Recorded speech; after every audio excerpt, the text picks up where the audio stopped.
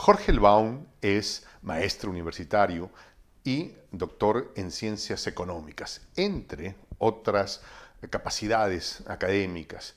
Es probablemente una de las voces más autorizadas desde la patria grande para entender qué está pasando con la economía mundial, que tiene que ver evidentemente con el dólar. Jorge, ¿qué está pasando con la economía del mundo? Bueno, es una pregunta difícil para responderla rápido, pero conceptualmente, si uno tuviese que sintetizar una respuesta, hay dos procesos que están convergiendo. Uno clave que tiene que ver con la emergencia de China. El crecimiento de China en los últimos 40 años ha cambiado las relaciones económicas internacionales. Y eso implica básicamente dos fenómenos en relación al dólar. China digamos, no tiene déficit comercial como Estados Unidos, digamos, es decir, vende más de lo que compra, tiene mucho ahorro y ha ahorrado básicamente en dólares y en bonos del Tesoro de los Estados Unidos. Eh, Esos dos tipos de ahorro empezó a deshacerse de ambos y a cambiarlos, a mutarlos por otros, sobre todo por oro, a partir de que Obama y Trump en la época de Obama y Trump, se empezó a dar un conflicto económico, producto que Estados Unidos tomó conciencia de que, obviamente, el mercado chino de 1.200 millones de habitantes y el crecimiento a tasa de dos dígitos durante décadas, Uh-huh. implicaba un peligro en la competencia global, primero obviamente de índole comercial y económica, y también tecnológico y científica. Bueno, a partir de ese nuevo esquema, China empieza a vender dólares, empieza a sacarse de encima, digamos, a cambiar los dólares por otras canastas de monedas y por oro, y esto llena, si se quiere, de dólares el espacio global, haciendo del dólar, si se quiere, una moneda más inflacionada, ¿no? Ok. Habiendo mucho más billetes, hay un fenómeno como ese. Un segundo elemento que es clave es que no solamente China, sino que con el liderazgo de China, Uh-huh. muchos países del mundo empiezan a establecer interacciones comerciales por fuera del dólar. Y eso también contribuye al debilitamiento de esta moneda. Pero a eso hay que sumarle además que Estados Unidos es un país muy deficitario no solamente en lo comercial, sino incluso en el déficit fiscal, es decir, es un país que gasta más de lo que tributa, para decirlo fácil, ¿no es cierto? Por eso justamente estamos viendo, como muchas temporadas anteriores, reuniones entre el presidente de la Cámara y el presidente de los Estados Unidos para negociar el tope de la deuda vinculado a su déficit fiscal, ¿no es cierto? Entonces, Estados Unidos es un país deficitario, probablemente lo sea básicamente porque la mayoría de su gasto es militar. Uh-huh.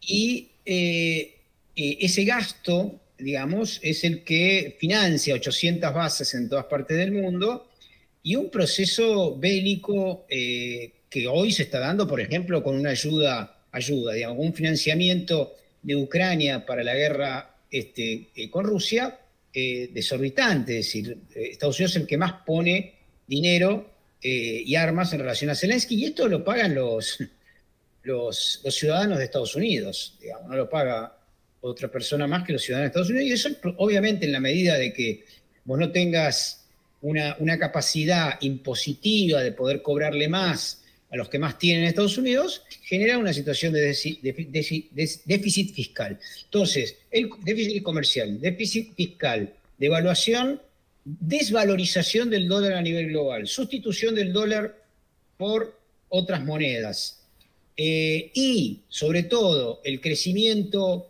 de China mucho más acelerado que el de Estados Unidos. Pensemos que, para dar un ejemplo, en los últimos 50 años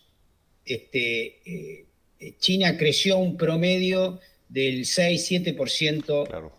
anual, Uh-huh. y Estados Unidos a un 2%. Aquí quisiera que nos Entonces, explicaras algo de manera así como con peras y manzanas. ¿Qué diferencia hay entre el déficit comercial y el déficit fiscal? A el ver, comercial el déficit comercial, comencemos. sí, el ¿Qué cosa es comercial el déficit comercial? es un país exporta e importa y es deficitario si le queda, si en realidad lo que hace es le queda menos plata, es decir, importa más de lo que exporta. Supóngase que Estados Unidos exporta por 10 e importa por 15. Tiene un déficit de 5. O sea, es como que en mi casa, por ejemplo, yo tengo 5 alquileres y recaudo al mes $1.000, Sí, pero mi gasto son $1.500. claro, exactamente. No va, Es o así. sea, podré adeudarme con el banco un tiempo, pero tarde o temprano eso no va a funcionar. ¿Es Claro, correcto? eso, pero este ejemplo que estás dando, Jota, tiene más que ver con el déficit fiscal. Ahora explico. El Ok. comercial tiene que ver con la diferencia entre importación y exportación, es decir, lo que un país vende y lo que un país compra. Estados Unidos compra más de lo que vende. Ah, ok. ¿Por qué? ¿Por qué compra más de lo que vende? Porque los mercados están comprando otras cosas, por ejemplo, le están comprando a China, que es más eficiente, más productivo, ¿eh? Porque Estados Unidos ha decidido hace 40, 50 años desterritorializar su producción industrial y ha llevado mucha de su producción a China o a México. Entonces, ¿qué pasa? La realidad es que Estados Unidos tiene un déficit comercial porque básicamente importa por más plata de lo que exporta. Eso es hacia afuera de los Estados Unidos. Ahora voy al ejemplo que vos estabas Pregunta acá dando. sobre esto. Sí, Entonces, eso quiere decir, cuando yo compro más de lo que vendo, quiere decir que le doy menos trabajo a la gente que vive dentro de mi territorio. claro. Sí, sí. A veces incluso porque tus productos en el mercado internacional no son valorados y no te lo compran a vos y no se lo compran a otro. Pero sí, es decir, si vos tenés más producción y más exportación o más consumo interno, es lo mismo. Si yo produzco autos en Estados Unidos, digamos, algunos autos los compran en Estados Unidos y otros autos los compran afuera, ¿no es cierto? Ujú. Yo produzco 100 autos, 50 lo vendo adentro, 50 lo vendo afuera, muy bien, de esos 100 autos. Ahora, si de los 50 que vendo afuera empiezan a competirme autos alemanes, italianos y chinos, me compran menos, exporto menos. Ok, ¿Se, ok. se entiende? Eso es déficit comercial. Tiene que ver, Pregunta. sí, China no tiene un déficit comercial, o sea, vende no, más de lo... superávit, lo contrario tiene, Si tú superávit comercial. Yo sé que cuando uno habla de cifras, a veces la gente, como nosotros, comunes y mortales, nos dicen miles de millones de dólares y ya es como que, mucho dinero, ¿no? Pero No, hay que explicarlo más fácil. danos una idea de cuánto es el déficit o el superávit comercial que tiene China comparado al déficit comercial que tiene Estados Unidos. Bueno, la realidad es que es una Sí, muy buena pregunta. yo sé que es complicado, ¿no? Pero, No, no, no, no, yo te lo respondo fácil, no con números exactos que confundiría a la gente, digamos. China tiene un 20% de superávit, y ya. Estados Unidos, comercial, y Estados Unidos tiene un 10% de déficit Wow. O sea, eso, comercial. con esa cifra lo pintas exacto. O sea, el Claro, 20% de lo que vende es su superávit. O sea, mi superávit es lo sí, que yo de la vendo sobre mi diferencia venta. entre lo que compra, de la diferencia entre lo que compra y lo que vende, de la diferencia. Le quedan, o sea, el tipo, China, vamos a hacerlo fácil, Ajá. exporta por 100 y importa por 80, le quedan 20. Le Claro, quedan 20, ahorra 20. ¿Sí? Eso es China. En el caso de Estados Unidos es al revés. Lo que hace es importa por 120 y exporta por 110. Y exporta por 110. Le quedan 10 de déficit. ¿Sí? O sea, le queda menos que a China. China le claro, queda un ahorro y a Estados Unidos le queda una deuda. claro, claro. Mira, tú eres maestro universitario, pues con razón lo explicas tan bien y no Es lo que es puedes. fácil. Mira, acá hay un tipo muy importante en la Argentina, un intelectual extraordinario, ya fallecido, que se llama Raúl Scalabrini Ortiz, que tiene una frase que muchos, los que estamos, digamos, en esta cosmovisión que yo comparto, que es heterodoxa en la economía, repetimos, y es que la economía es muy fácil. Solamente tenés que saber sumar y restar. Claro. Si vos sabés sumar y restar y preguntás sobre economía y no entendés, pregunta otra vez. Ujú. Si seguís sin entendiendo, pregunta otra vez. Pero si seguís sin entender, es que te están timando. Ah, ok. Mira tú, qué interesante. Porque realmente es muy fácil, es una disciplina muy fácil. Lo que pasa es que te la hacen difícil a propósito, a veces como los Claro, ¿no? abogados que te ponen palabras raras para que no entiendas y de alguna manera, gracias a esa oscuridad que se genera, expulsan a la gente del debate. Era ¿No? como cuando antes los médicos te daban una receta, Dios Lo sabe qué, mismo. qué cosa hacer. Y cuanto más garabato, más horroroso era el garabato, más exclusivo y elitista era. Es, ese es el objetivo en realidad de las disciplinas que no quieren que las personas entiendan para quedarse los economistas, abogados o médicos con un saber que no tengan que explicar y que puedan manejar a su voluntad. ¿No? En economía pasa clarísimo esto. En realidad, la economía es una tontería. Lo que pasa es que te la hacen muy difícil para que no entiendas y para no entender puedan timarte, ¿no? Como decimos. La palabra que utilizó Carabino Ortiz es más Ajá. grosera, pero no la quiero decir acá. Déficit fiscal. Sí, y el déficit fiscal en Estados Unidos es muy simple, es que cobra impuestos Estados Unidos, Ujú. le entran 100 pesos por impuestos, de todos los impuestos que junta, de 100 todos dólares los para que no se ciudadanos. molesten con nosotros. ¿Eh? 100 dólares mejor para el ejemplo, digo. Claro, $100, Para que no o se sea, 100 molesten. dólares. A ver, perdón, porque me tocan. No, no, no, no. Disculpame, a ver. Estamos Hola. No, acompañados no. de Jorge Perdón, Ergaún. Es un disculpame, me tocan el portero para ver si tengo algo para dar. tremendo Entonces, maestro universitario, doctor recauda en economía. Por, recauda $100 y gasta 120. Ya ya. está. Entonces tiene un déficit de 20. Entonces, ¿qué hace el gobierno? Dice, bueno, vamos a endeudarnos. Y entonces los republicanos dicen, no, no queremos que te endeudes, queremos que gastes menos. Ujú. ¿No? Le dicen. Y ahí aparece el gran juego que es súper interesante para explicarlo, no solamente en relación a Estados Unidos, sino a todo el mundo. Cuando a vos te entran 100, hay dos posibilidades. Te entran 100 porque estás pagando, digamos, cobrando pocos impuestos, Ujú. pues es una posibilidad, o lo estás cobrando mal. ¿Qué quiere decir que lo estás cobrando mal? Es muy simple. Si vos te gastás 120, vos podés hacer una cosa, decirle, bueno, ¿saben qué? Todos los que tienen más plata acá en este país van a pagar un 3% más y llegamos al 120. ¿Mm? Eso no quieren. Claro. Eso no quieren. Te Porque no quieren dicen, cobrarle a sus amigotes. claro, y te engañan a vos diciendo, a vos y a toda la ciudadanía, te engañan diciendo, no, quieren cobrar más impuestos. No, no, no.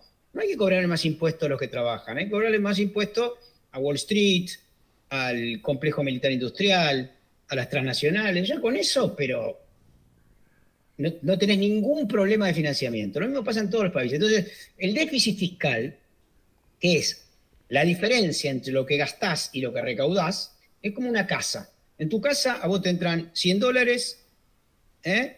Y vos te endeudás con 20 con la tarjeta de crédito, suponete, Ujú. ¿no? ¿Qué haces? Digamos, vas tratando de reducir esa deuda o siempre la tirás para adelante, pero te comen los impuestos y la inflación, Y cada vez se obviamente, hace más grande la y deuda. cada vez se hace más grande, ¿no es cierto? Entonces, ahí hay dos posibilidades. Vos tenés dos posibilidades. La posibilidad número uno es reducir el gasto, ¿eh? Ujú. Pero ¿qué pasa? El gasto de un Estado está orientado mucho más a los más vulnerables que a los ricos. ¿Por qué? Porque los Debería, ricos en no todo caso, ¿no? necesitan. Los ricos no necesitan escuela pública, no necesitan salud pública, no necesitan alumbrado, barrido y limpieza, están en barrios privados, tienen seguridad privada, no necesitan mejores policías, tienen seguridad privada. Entonces, el negocio ahí siempre es que le hacen creer a la sociedad que en realidad el Estado está gastando mucho o está gastando mal y por eso quiere cobrarnos más impuestos. No hay que cobrar más impuestos. A el 99,9 de la ciudadanía. Hay que cobrarle más impuestos al 0,1. Vos le cobrás al 0,1, ¿eh? pero, pero no es que le cobrás, o sea, tampoco lo es que le Pero me vas a pondré dar la como abogado defensa del diablo, millonaria. Jorge. Pero lo que pasa es ¿Cómo? que si tú me cobras más impuestos siendo yo un hombre muy rico, voy a tener menos oportunidad de darle trabajo a más gente. Voy a Eso es tener una menos falacia. dinero para innovar tecnología. Eso es una gran falacia, ¿sabes por qué? Porque estamos hablando de gente que tiene, ponele un piso de 100 millones de dólares y vos, en vez de cobrarle 300.000, le vas a cobrar 600.000, para dar un ejemplo, ¿no? Ujú. Eso, es decir, si esa plata que dicen que es necesaria para dar puestos de trabajo y para innovación, no es porque son buenos y quieren dar trabajo, es para hacerse más ricos. O sea, esa es otra falacia. No es que ellos hacen porque en realidad necesita, y su objetivo es dar más trabajo e innovar. No, su objetivo es hacer más plata. Entonces no van a dejar de hacer más plata porque les cobren más impuestos. De ninguna manera, al contrario.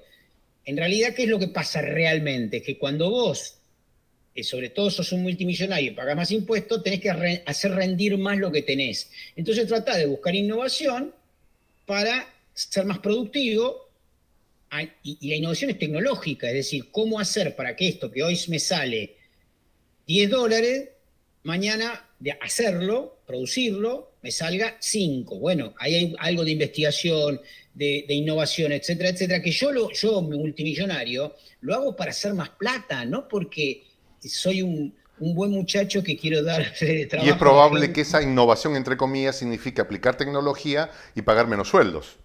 No, no necesariamente, eso depende de los estados, bueno, de las regulaciones de los estados. O sea, el estado puede decir, no, el sueldo mínimo es este y vos no podés pagar menos sueldo. Yo no No, sé cómo menos funcionan sueldos, otros. digo, o sea, menos trabajadores, porque la tecnología cubre esos cinco Sí, puestos que tú sacaste del sí, mercado. ahí hay otra cosa que me gustaría cuestionar, que es siempre, los multimillonarios y en realidad los sectores de derecha te asustan con los cambios tecnológicos y la pérdida de puesta de trabajo, ¿no? Pero en realidad lo que termina pasando son dos cosas.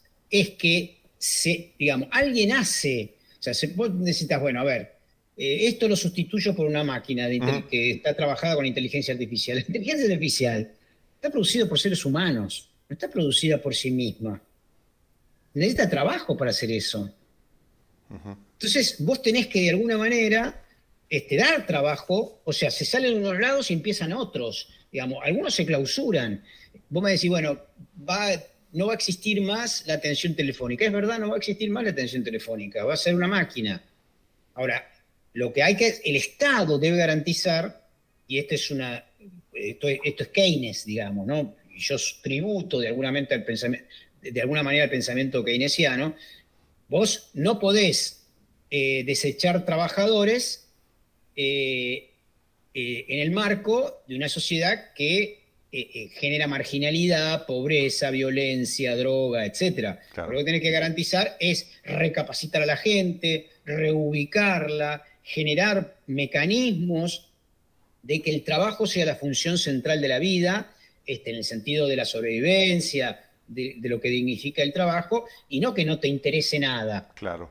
Bueno, Ahora, en el ahí marco hay, de esto que nos estás explicando, ¿cómo es que se desarrollan eventos como Estados Unidos buscando ampliar el techo de la deuda, que es el gran tema, ¿no? En estos últimos días, y republicanos y demócratas en esa especie de carrera gringo de vamos a impactar el que da primero, el que torce primero el brazo, ¿no? sí. Ampliar la deuda. ¿Qué pasaría si es que no la amplían? Quedarían sin cumplir esos compromisos. Realmente eso nunca pasaría, dicen algunos, están jugando a la mague. Es que ya pasó eso, ya pasó con Obama, no se lo dieron y la lógica del funcionamiento se retrasa un poco, pero el Estado no implosiona. Son todos mecanismos así por la galería, pero que en realidad lo que están discutiendo en el fondo, para mí, es esta extorsión a la sociedad, de hacerle creer eh, de que en realidad los republicanos dicen hay que pagar menos impuestos, hay que gastar menos y por lo tanto digamos, la gente tiene que pagar menos impuestos para que el Estado, de Creo alguna que, manera... corrígeme si estoy en esto, los republicanos siempre están en esta lógica. Necesitamos que nos cobren menos impuestos y gasta menos en la sociedad. Más o No, menos. necesitamos que nos cobre menos impuestos y que el Estado, a quien le damos la plata de impuestos, gaste menos en la sociedad. Claro, claro. Ahora, normalmente eso es un tiro y afloje que al final, como tú dices, en el tiempo de Obama, terminó siendo como, bueno, se resuelve, ¿no? Pero este puntillazo genera una sensación de, oye, estos locos están haciendo cosas medias extrañas, porque ya han salido varios economistas, de JP Morgan, por ejemplo, diciendo, hay muchos bancos estadounidenses que no tienen la solvencia suficiente para cumplir con sus compromisos. Y eso a uno le pone los pelos de punta. Sí, hay un problema bancario que tiene que ver un poco con lo que yo te comenté al inicio, vinculado a la desvalorización global, no desvalorización en términos de cantidad del dólar, sino de que ya no aparece como reserva de valor en distintos países del mundo. Te doy un dato cuantitativo exacto. Por favor. En el año 2000, el 72% de todas las reservas de los bancos centrales del mundo, de todas las reservas de todos los bancos centrales del mundo, estaban puestas en dólares. ¿No? Hoy por hoy es el 52%. Ops. Y es muy probable que en 10 o 20 años sea el 30 o el 20. Y eso supone un gran debilitamiento de los Estados Unidos. Un gran debilitamiento porque Estados Unidos vive y financia ambos déficits, el fiscal y el comercial, con esta demanda de dólares de todos los países del mundo. Es decir, gracias a que muchos países comercian en dólares, acá en Argentina, suponete, ¿no? La gente ahorra en dólares, porque hay inflación, ahorra en dólares. La gente busca, cobra su sueldo en peso y va a tratar de cambiar a dólares, ¿cierto? Bueno, en la medida de que eso deje de suceder, la maquinita que tiene en Estados Unidos la Reserva Federal, va a empezar a estar en crisis porque ya no va a tener ese financiamiento que supone la demanda de dólares por distintas partes del mundo. De hecho, lo han dicho parlamentarios de Estados Unidos, me acuerdo uno hace una semana, Rubio, un republicano desesperado, diciendo, bueno, tenemos que hacer algo porque se nos viene el mundo abajo, porque ya se están desprendiendo de $2, empiezan a comerciar con ya se dieron dólares. cuenta ya. Tengo que Claro, hacer, ya ¿no? se dieron cuenta que sacábamos un conejo del sombrero. Sí, no son, sí, si es de tonto no tienen nada. Pero el tema central ahí, a mí me parece, Jota, tiene que ver con explicarle a la gente el tema impositivo o tributario. Vos recaudas 100 para hacer lo que estás haciendo, ¿no? Primer tema, ¿en qué gastás?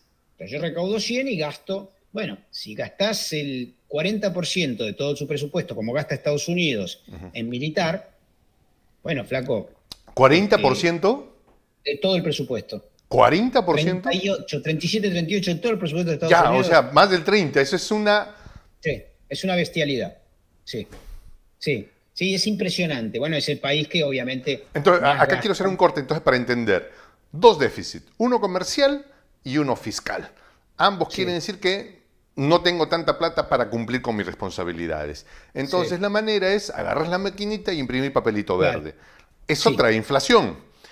El problema, pero pregunto no yo. Tanta como la que traería, no tanta como la que traería si solamente se usaran los dólares en Estados Unidos. A eso voy.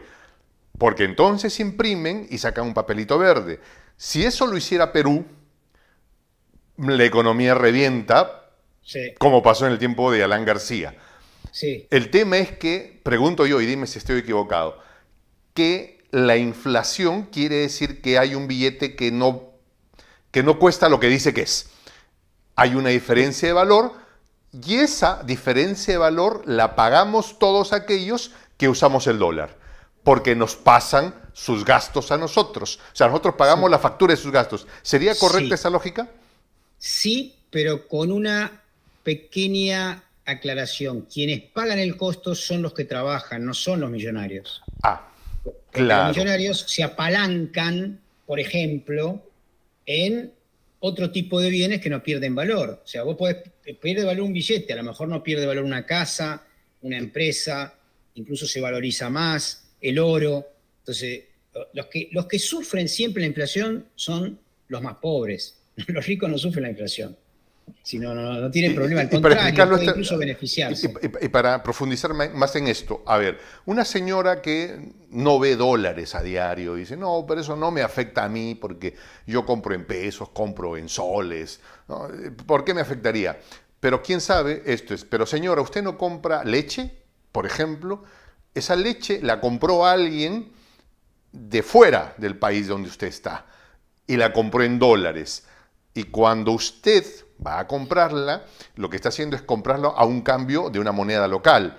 Este señor que le ha vendido, cuando tenga que reponer esa leche, va a tener que cambiarla a dólares y vendérsela con el incremento de la inflación. ¿Sería correcto esa lógica? El razonamiento es correcto, sobre todo para aquellos países y aquellas sociedades que importan, y hoy se sigue importando, sobre todo en América Latina, en dólares. Es decir, salvo Argentina y Brasil, que empezaron a comerciar con China en yuanes, en la moneda de China, el resto sigue únicamente y monopólicamente comerciando dólares. Efectivamente, aquellos productos que tienen un insumo en dólar también están financiando, de alguna manera, la inflación del billete de Estados Unidos, que hoy es, no sé, creo que es el 6-7% anual, me parece, no sé cuánto está en Estados Unidos, pero creo que es eso. Y eso obviamente repercute sobre todo, insisto, en aquellos que están en la sobrevivencia, no en los millonarios no los afecta. Claro. No los afecta porque además se apalancan incluso con acciones, con mecanismos de inversión, con grupos básicamente, se llaman grupos testigos accionarios. Es decir, hay infinidad de mecanismos que tienen garantizado que no pierden un peso, digamos, ¿no? Con la inflación que nosotros conocemos. La realidad del fondo ahí, yo creo, y a mí me gusta explicar esto, es, vos tenés que hacerte dos preguntas. Primero, ¿cuánto gastás?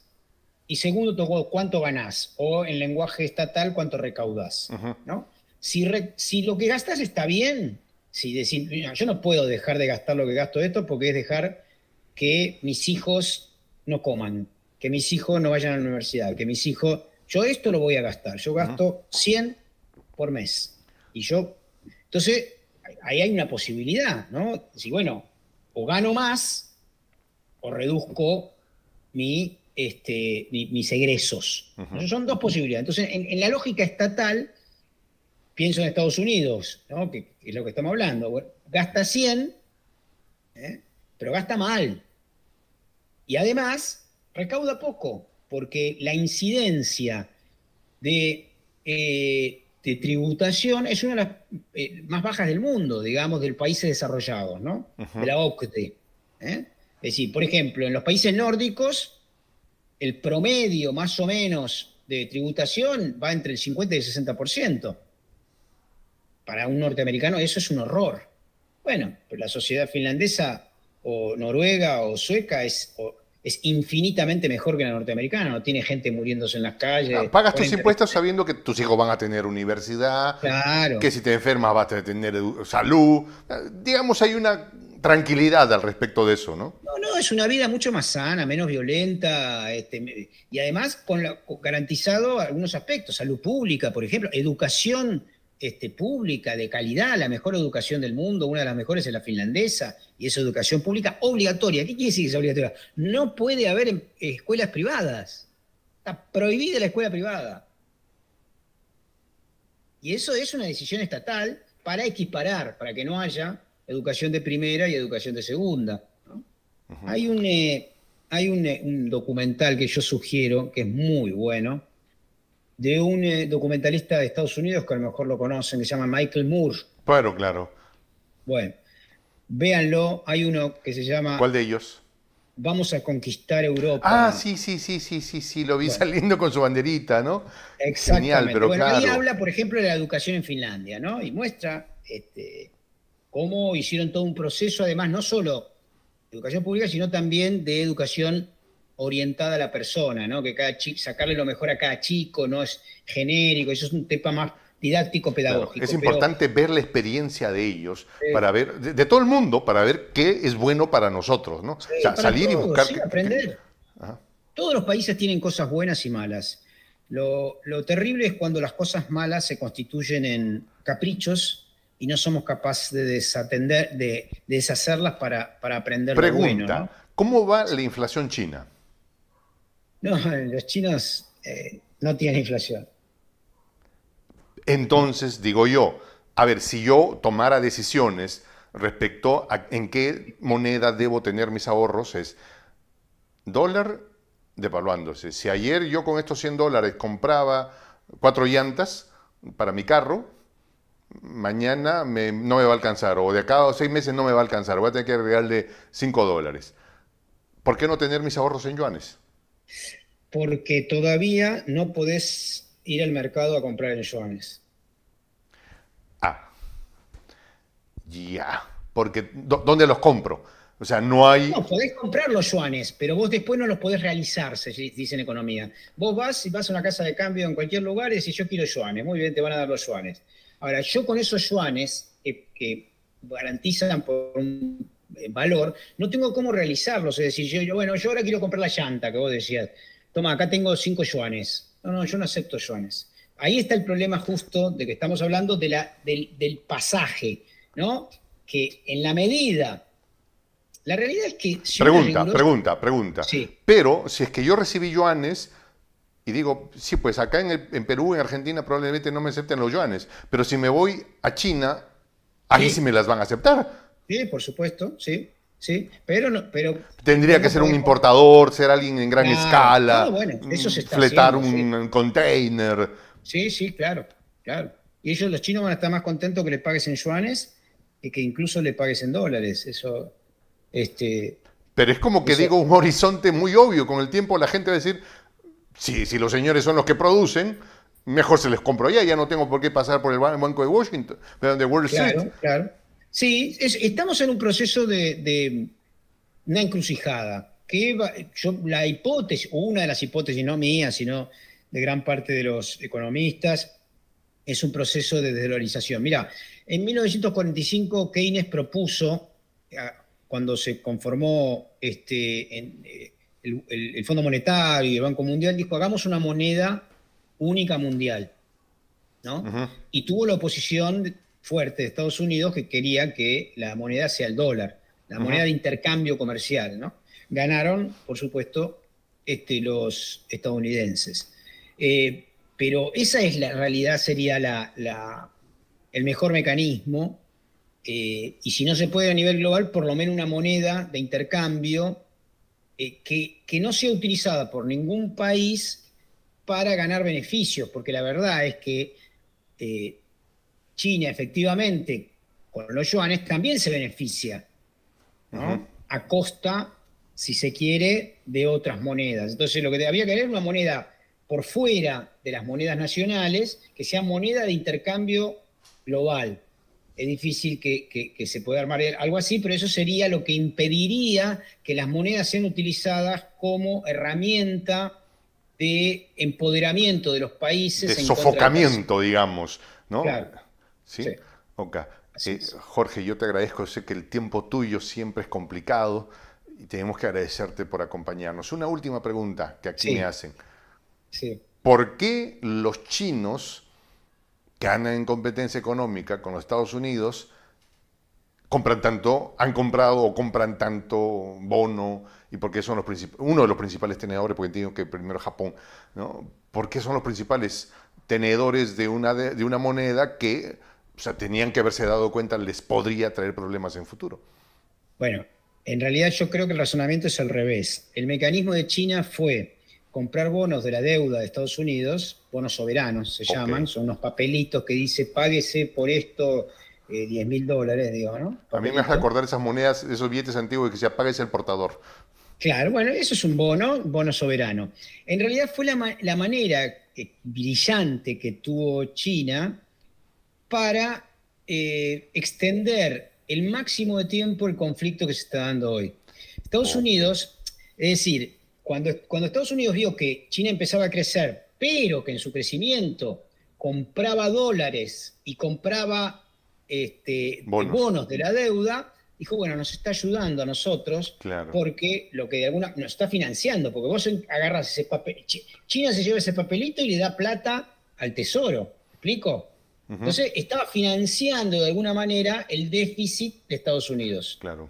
¿No? Entonces, eso se está acabando. Entonces, ¿qué está haciendo China ahora? Cuando le declararon la guerra comercial, empezó a sacárselo de encima y a cambiarlo por oro. Es lo que está haciendo ahora. Claro. Y eso también contribuye de alguna manera a, si se quiere, la deslegitimación global actual que se está dando en relación al dólar. Lo que no puede hacerlo es de golpe, porque sería dispararse a los propios pies. O sea, no, porque además no puede hacerlo porque no tiene quien se los compre. Exacto, sería tirarlo a cero. Claro, tiene que venderlo, tiene que ir a...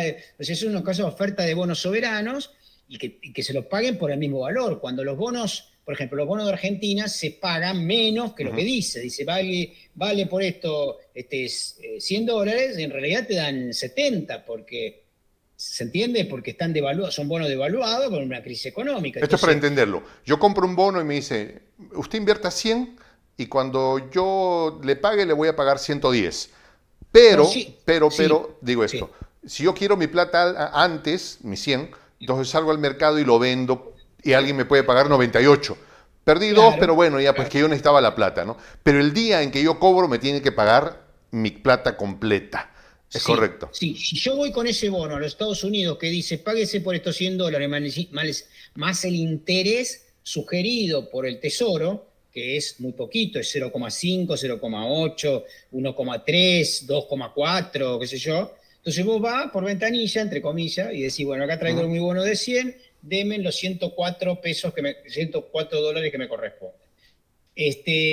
La realidad es que China ha hecho, lo de China es realmente, yo quiero darte un dato, mira, nunca en la historia de la humanidad un territorio creció tanto económicamente como China en tan poco tiempo.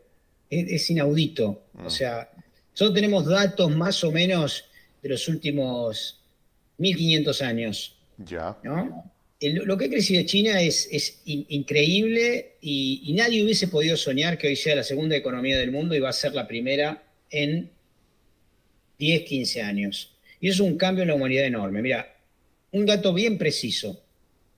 La semana pasada, The Economist, que es una revista conservadora, pero muy seria, tiró un dato de un analista que es un cambio enorme. Yo lo puse en una nota que escribí recientemente. Los BRICS, China, Brasil, Rusia, Sudáfrica y la India, acaban de pasar al G7 en el PBI de sus respectivos. Si yo junto el PBI, es decir, el valor de producción del G7, que son Europa Occidental, Estados Unidos, Canadá y Japón, yo junto todo eso, me da un número del PBI anual, ¿sí? Muy bien. El PBI anual del G7 es el 30% de todo el PBI global del mundo, el 30%. Ya. El PBI de los BRICS es el 31,5%. Por primera vez, algo que no sea del Atlántico, y en este caso es básicamente del sur global, salvo Rusia, digamos, en el sur global, porque China, Sudáfrica, Brasil, la India, son hoy más productivos que Europa Occidental, Estados Unidos, Canadá y Japón. Esto es un cambio enorme. Lo sabe todo el mundo, no es que... En Perú hay una expresión que es agárrate, Catalina. Claro, sí. Y gran parte de los fenómenos bélicos que se están dando en el mundo tiene que ver con esto. Esto no tiene que ver con paz, libertad, justicia, no. Tiene que ver con el bolsillo de las élites. Así es. Jorge Elbaum. Son conflictos económicos, políticos y geopolíticos, ¿no? Hermano querido, conversar contigo es una delicia. Sí. Bueno, te agradezco mucho. Y esto es algo que te agradecemos a ti en nombre de todos nuestros suscriptores.